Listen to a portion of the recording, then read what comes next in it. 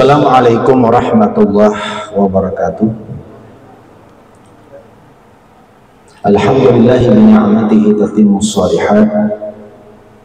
Asyhadu an la ilaha illallah wahdahu la syarika la khaliqul ardi was samawati.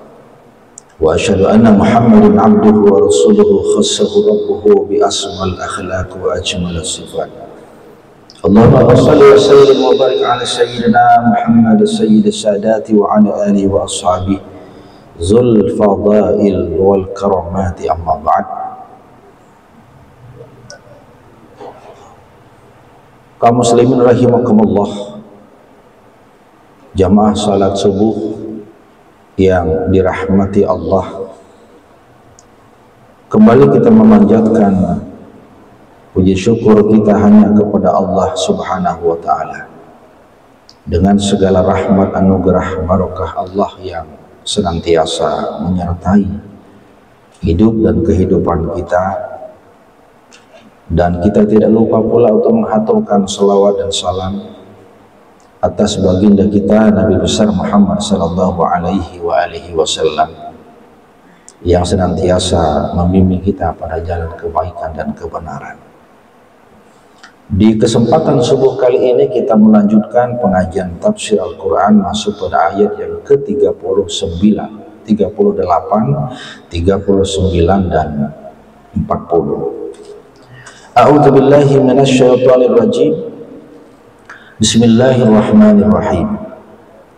Wa aqsamu billahi jahda aymanihim la yab'atsullahu man yamut bala wa'dan 'alaihi haqq walakin aktsarun nasi la ya'lamun liyubayyana lahum alladhi yakhtalifuna fihi wa liya'lama alladhina kafaru annahum kanu kadzibin. Innama qawluna li syai'in idza aradnahu an naqul lahu kun fayakun. Sadaqallahul azim. Terjemah ayat ini kurang lebih wa aqsamu billahi jahda aymanihim, dan mereka bersumpah atas nama Allah dengan sumpah yang sesungguhnya, yang sebenar-benarnya. La yab'atsullahu man yamut, Allah tidak akan membangkitkan orang yang sudah mati. Bala, sebetulnya tidak. Bahkan Allah membangkitkan orang mati. Wa'dan 'alaihi haqqan, sebagai bentuk dari janji Allah yang benar. Walakin aktsaran nasi la ya'lamun, tapi kebanyakan orang tidak mengetahui. La yubayyana lahumul ladzi yakhtalifuna fihi, agar Allah menjelaskan kepada mereka tentang apa yang mereka perselisihkan. Waliya'lamal ladzina kafaru, dan agar orang-orang kafir itu tahu annahum kanu kadzibin, bahwasanya mereka itu pendusta. Innama qauluna li syai'in, sesungguhnya perkataan kami, kata Allah, untuk sesuatu, idza aradnahu an naqula, dan apabila kami menghendaki untuk menciptakan, kami mengatakan kun, jadi, fayakun, maka jadilah. Ayat yang ke-38 ini berkaitan dengan sebab suatu ketika ada salah seorang sahabat berdialog, berdebat bahkan dengan orang-orang kafir Quraisy. Di ujung suatu perdebatan itu, sahabat itu kemudian mengatakan, tunggu saja nanti setelah kita akan dibangkitkan, setelah kita mengalami kematian, akan tahu siapa yang benar dan siapa yang salah. Pernyataan sahabat ini di hadapan orang kafir Quraisy itu membuat mereka terkejut. Terkejut sekaligus bertanya-tanya, apakah memang akan ada kebangkitan setelah kematian? Setahu mereka itu tidak ada. Dan bahkan menurut hasil penalaran mereka, tidak mungkin akan ada kebangkitan setelah kematian. Maka turun ayat ini untuk menjelaskan bahwa apa yang terjadi itu sesungguhnya adalah keliru. Allah mengatakan bahwasanya orang-orang kafir Quraisy telah bersumpah dengan sungguh-sungguh, bukan main-main. Sumpah mereka sumpah atas nama Allah dan sungguh-sungguh. Apa sumpahnya? La yab'atsullahu man yamut. Allah tidak akan membangkitkan orang yang sudah mati. Mereka beranggapan bahwa kalau orang itu sudah mati, maka itu artinya dia sudah tidak ada. Kondisi fisiknya kalau orang mengalami kematian bukan hancur lebur, fana, dan tidak ada lagi wujudnya. Kalaupun nanti akan ada kebangkitan setelah kematian, maka dia tidak dalam bentuk sebagaimana wujud asli yang pertama. Dia akan bangkit dalam wujud yang lain. Ini pernyataan dan alasan orang kafir Quraisy untuk mengatakan bahwa tidak ada kebangkitan setelah kematian. Bukan main-main, punya alasan. Jadi bukan sumpah kosong, tapi sumpah yang memang disertai dengan alasan yang menurut mereka itu yang masuk akal. Karena tidak mungkin orang yang sudah mati, yang sudah kemudian dikubur di dalam tanah, hancur lebur, kok bisa bangkit kembali.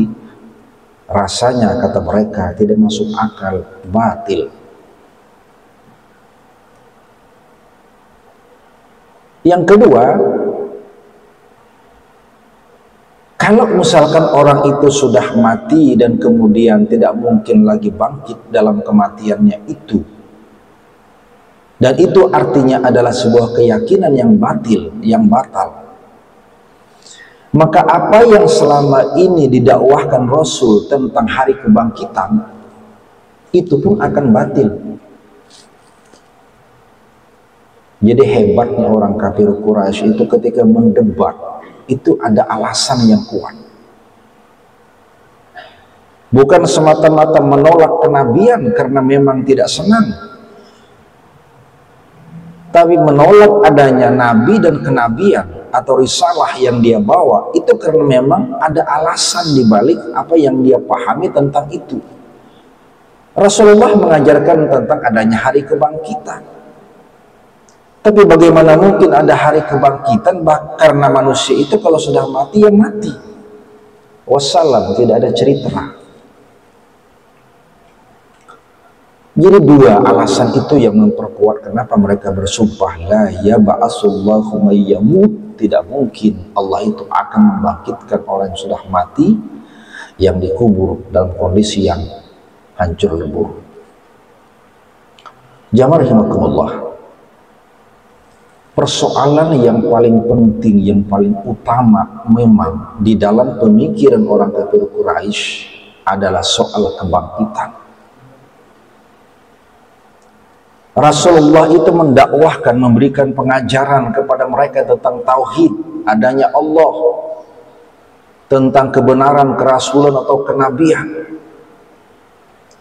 tapi tidak membuat mereka begitu heran, terkagum-kagum, teraneh-aneh, geleng-geleng kepala ketika ada ajaran yang disampaikan Rasul tentang adanya hari kebangkitan.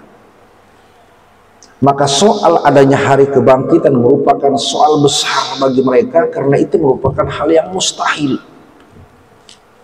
Tidak mungkin. Itu sebabnya di Quran itu ada kurang lebih 5 ayat yang redaksinya mirip, yang kalimatnya itu hampir sama, menyatakan betapa mereka itu sangat heran dan merasa aneh Kok bisa orang mati bangkit kembali? Pada surat Al-Waqiah yang biasa kita baca, ayat yang ke-47, wa yaquluna a idza mitna wa kunna turaba wa izama a inna lamab'usun. Mereka mengatakan, kalau kita dimatikan, lantas kita sudah menjadi tanah, menjadi debu, dan menjadi tulang belulang, a inna lamab'usun, mungkinkah kita akan dibangkitkan kembali? Sama dengan redaksi pada surat Al-Mu'minun 82. Qalu a idza mitsna wa kunna turaban wa izaman a inna lamab'usun. Pada surah As-Saffat ayat yang ke-16, a idza mitsna wa kunna turaban wa izaman a inna lamab'usun. Pada surat Al-Isra surat yang ke-17, wa kunna izaman wa turafan a inna lamab'usuna khalqan jadida. Kalau kita sudah mati kemudian kita menjadi tulang belulang yang hancur lebur, akankah kita akan dibangkitkan kembali sebagai makhluk yang baru? Ini merupakan bukti bahwa persoalan yang paling mengherankan orang-orang kafir Quraisy adalah soal adanya hari kebangkitan setelah orang mengalami kematian, karena mereka menganggap itu tidak masuk akal.